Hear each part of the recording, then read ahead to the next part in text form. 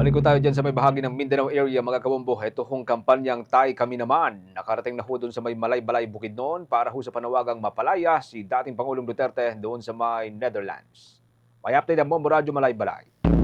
Nagsagawa ng Global Signature Caravan na tinaguriang Tay Kami Naman sa Malaybalay City, Bukidnon upang hilingin ang mabilis na desisyon ng Korte Suprema sa 4 na nakabimbing kaso laban kay dating Pangulong Rodrigo Roa Duterte na kasalukuyang nasa The Hague, Netherlands. Sa panayam ng Bombo Radio Malay-Balay kay Joey Cruz, isa sa mga organizer ng nasabing signature campaign, sinabi niya na ang kampanya ay isang grassroots effort na walang politikal na pondo or padrino. Ayon sa kanya, sinimulan ito dahil sa pagmamahal at suporta ng mga Pilipino para sa dating Pangulo. Malay-Balay City is one of our stop sa aming Tay Kami Naman Signature Caravan. It is a signature campaign, global signature campaign to free PRRD.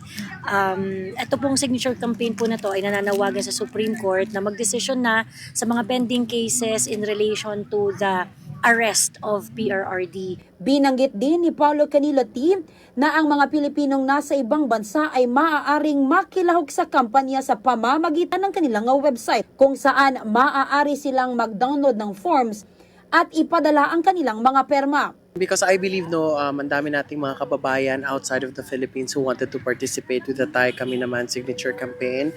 So the team met with IT professionals. These are very patriotic IT professionals who believe that ito yung tama.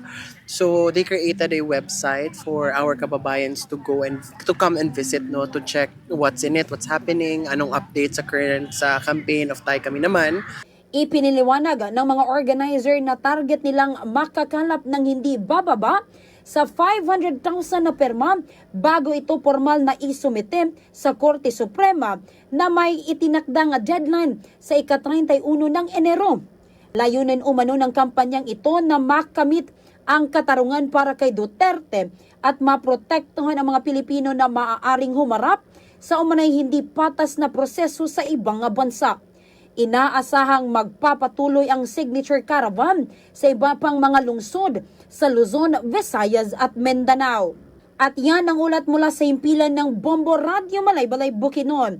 Para sa Bombo Network News, ito si Bombo Rolling Song and this is Bombo Radio Philippines, the #1 and most trusted source of news and information. Basta Radio, Bombo!